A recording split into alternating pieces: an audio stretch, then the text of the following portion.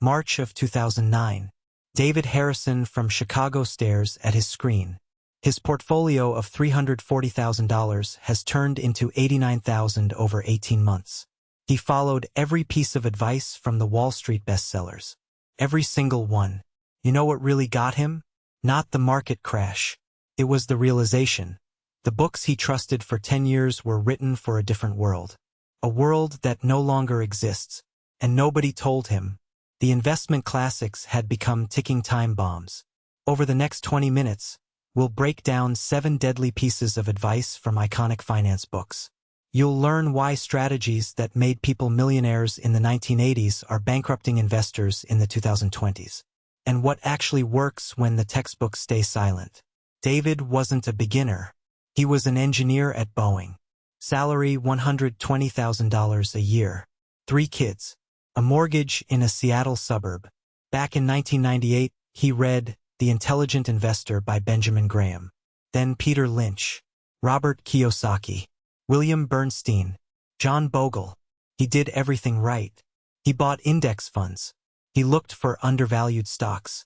He reinvested his dividends. He kept a balanced portfolio, 60% stocks, 40% bonds.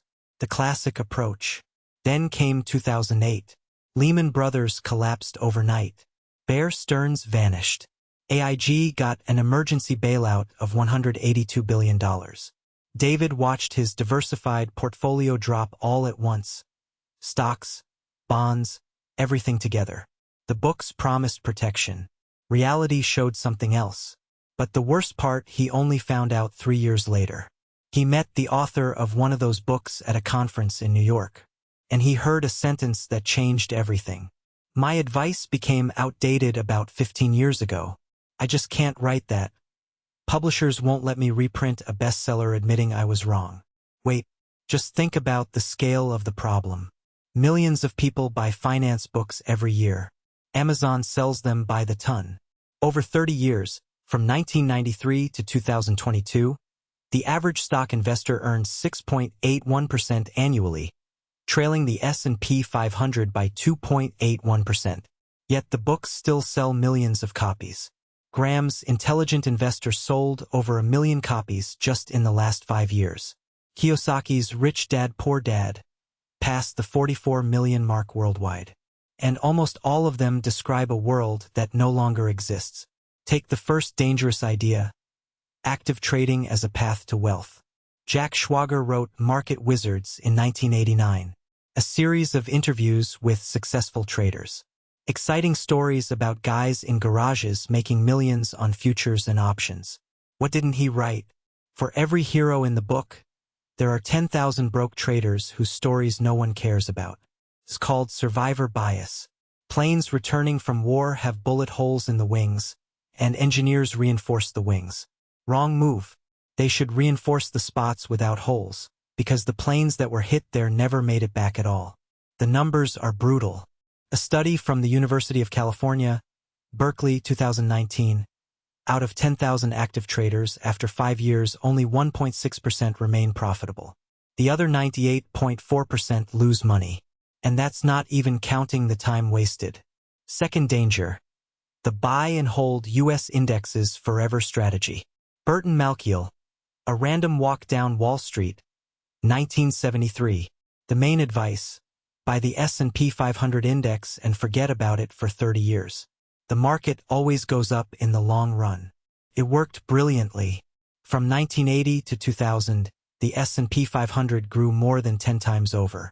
Any idiot could get rich. But here's the catch Malkiel couldn't have known in 73. Geopolitics no longer plays by the old rules. In February of 2022, Western countries froze $300 billion of Russian reserves. Just pressed a button, and assets turned into digital ghosts. Investors from dozens of countries lost access to U.S. ETFs and funds overnight. Imagine you save for 20 years. You buy the safe Vanguard Total Stock Market Fund. You diversify globally. Then your country gets hit with sanctions, and your broker freezes your account. The money is there, but it's not. The classic books didn't prepare you for a world where finance becomes a weapon. Third trap. Hunting for 10-bagger stocks. Peter Lynch, the Fidelity legend, wrote One Up on Wall Street in 1989. His advice: look for companies that will grow 10 times in value. He found Dunkin' Donuts when it was dirt cheap. Made a fortune. Sounds inspiring. The problem is the math. Let's say your portfolio is $50,000. You find a miracle stock that grows 10 times in 5 years. Congratulations. How much did you make? Depends on how much you put in. If you put in 5,000, then you're up 45,000. Not bad. But you know what gives you more? Saving $2,000 from every paycheck each month. Over those same 5 years, that's $120,000 in pure savings. No market acrobatics needed. When your portfolio is small, your contributions beat any returns from genius investing. Lynch doesn't write about that, because he managed billions where that math doesn't apply. You don't. And then something strange came to light. David came home after that conference and did what he should have done 10 years earlier. He looked at the real data. Not the books. Not the motivational stories. Just the cold, hard numbers from university and regulatory studies. What he found shattered the last illusion about the classics. Fourth danger: fundamental analysis as the Holy Grail. Benjamin Graham, the father of value investing, taught people to read company balance sheets, to find stocks trading below their fair value, to buy with a margin of safety. In 1949, when Graham was writing, this worked. Information was scarce. You needed skill to find an undervalued company before others did. Today, ChatGPT can analyze any company's financial reports in 3 seconds. Bloomberg Terminal will do it for $2,000 a month, but more professionally. High-frequency trading algorithms process balance sheets microseconds after they're released. The competition has changed. You're no longer playing against your neighbor reading the newspaper. You're playing against machines that react faster than you can blink. The margin of safety has vanished along with the information advantage. Fifth trap: trusting past economic cycles. Ray Dalio, founder of Bridgewater, the world's largest hedge fund. His book Principles became a Bible for millions. He describes the big debt cycles, predictable waves of boom and bust lasting 75 to 100 years. Dalio bet on globalization, on central banks learning to manage crises with soft landings, on market rationality. Then the year 2020 hit. March of 2026. 6 years have passed. The Federal Reserve's balance sheet has grown to 10 times its pre-2008 financial crisis level. Inflation spiked to 9.1%, a 40-year high. The key interest rate went from 0 to 5.5% in 18 months. As of January 2026, the rate was 3.5 to 3.75%. The Fed's assets, around $6.6 trillion. 8 times the balance sheet of 2006. The world didn't go back. It became something else. Geopolitics tore apart supply chains. China closed off. Europe ran out of gas. The escalating conflict in Iran pushed oil above $80 a barrel, raising fears of a global slowdown and returning inflation. Globalization cracked. Dalio's cycles described a world of stability and predictability. That world is over. Sixth danger, and this one is the trickiest: underestimating psychology. John Bogle, the founder of Vanguard, preached simplicity. His formula: buy cheap index funds, ignore volatility, hold until retirement. Mathematically, perfect. Psychologically, impossible for 95% of people. The numbers don't lie. Dalbar published its latest report showing the average stock investor earned only 16.54% in 2024, while the S&P 500 rose 25.02%. That gap of 8.48 percentage points is the fourth largest since records began in 1985. It extended the streak of average investors trailing the S&P to 15 straight years.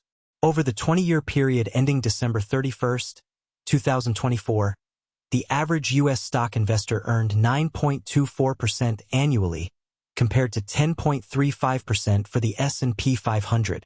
The difference seems tiny. That same $100,000 left untouched in the S&P would have turned into $717,503.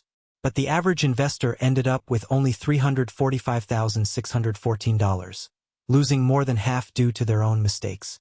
Why?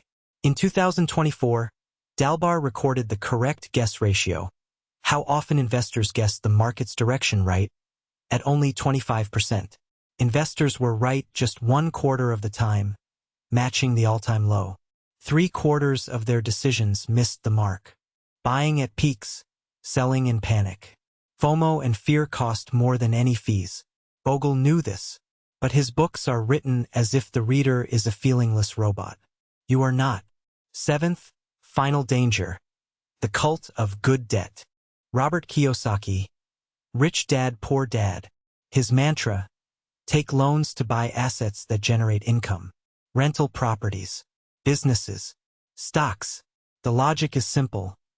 If an asset gives you 10% and the loan costs 5%, you pocket the difference. The problem starts when the music stops. 2008. Rates skyrocketed. Tenants stopped paying. Real estate crashed 40%. Those who used leverage didn't just lose part of their capital, they lost everything and still owed the bank. Kiyosaki himself filed for bankruptcy for his company Rich Global LLC in 2012. The debt? $23.7 million. This is the man who taught millions how to correctly use debt. The irony is that no return can compensate for the risk of losing it all in one blow. David sat in his kitchen late at night. An Excel spreadsheet glowed on his laptop screen. He was calculating, and he realized a simple, brutal truth. All these years, he had been looking for the secret to wealth in the wrong place. The wrong place entirely. Real money isn't made in the stock market. Here's what the numbers showed. Over 10 years, David earned $1,200,000 from his job, salary plus bonuses. His portfolio grew by $140,000 over that same period, including contributions and market gains. The market gave him an 11.6% return. But you know what gave him more? One job change in 2015 boosted his salary by $28,000 a year. That's an extra $280,000 over 10 years. More than his entire portfolio earned in the market. Twice as much. Upskilling. A PMP certification added another $15,000 a year. Plus $150,000 over the decade. One smart career move gave him more than 100 hours spent analyzing stocks. Now here's the craziest part. David spent roughly 800 hours over 10 years managing his portfolio. Reading reports, watching charts, rebalancing, hunting for undervalued companies. 800 hours equaled $140,000 in profit. That's $175 an hour. His main job paid $300 an hour, including overtime and bonuses. The math is simple and harsh. Every hour spent trading cost him money. Real money. He could have worked more, grown in his career, built connections. Instead, he tried to outsmart Goldman Sachs algorithms. But here's the catch that changes everything. The stock market isn't where wealth is created. It's where wealth is preserved. The difference is critical. You build capital through your career, increasing your income. A business if you have real expertise. A high savings rate. Saving not 10%, but 40 to 60% of your income. The market is just a tool to keep your money from being eaten by inflation. The classics understood this. But they wrote for people who already had capital. Lynch managed billions. Buffett, by age 40, had 25 million in 1970s money. Dalio started with billionaire clients. Their advice works when your portfolio is already large. When it's small, it distracts you from what truly matters. The paradox is that the best investors barely trade. Warren Buffett held stocks for decades. His favorite holding period is forever. He spent 80% of his time reading and thinking, and only 20% making decisions. The vast majority of Buffett's wealth was created after he turned 50. On January 1, 2026, he officially retired, handing the reins to his successor, Greg Abel. His net worth is estimated at $146 to $151 billion, and 99% of that money was earned after his 50th birthday. Not because he got smarter, but because he gave compound interest enough time. But his story doesn't sell as well as trader secrets. Because it's boring. The industry doesn't want you to know the truth. The truth doesn't sell trading courses for $1997. The truth doesn't generate commissions from frequent trades. The truth doesn't create banner ads saying, "Double your money in 90 days." The truth kills the business model of the finance industry. The next step changed everything. David closed his terminal. He deleted the broker app from his phone. And he did what he should have done back in 2005. 5 things that work when the textbooks stay silent. Number 1. Stop active trading. Completely. No quick trades. No margin lending. No options. It's a casino where you're not the house. Number 2. Shift your focus to active income. The energy you spend hunting for that one stock should go into growing in your profession. Become the best at what you do. That will give you more money with less risk. Number 3. Save aggressively. Not 10% of your income, like George Clason advises in The Richest Man in Babylon, but 40 to 60%. Live below your means. It hurts the first 2 years. Then it becomes a habit that changes your life. Number 4. Diversification isn't just stocks plus bonds. It's assets that don't depend on a single system. Some in real estate, some in gold, physical gold, not paper ETFs. Some in assets you can control personally. Some, yes, in index funds, but understanding the risks. True diversification protects against geopolitics, not just volatility. Number 5. Test ideas in microdoses. Read a new strategy. Don't take it on faith. Try it with an amount you can afford to lose. $500. $1,000. Not 50,000. Any guru can be wrong. Even the ones quoted by millions. March of 2026. David looks at his screen again. The S&P 500, around 6,832 points. The Fed rate, 3.5 to 3.75%. The rate cuts that once seemed inevitable no longer look so certain this year. The world, once again, isn't what the books promised.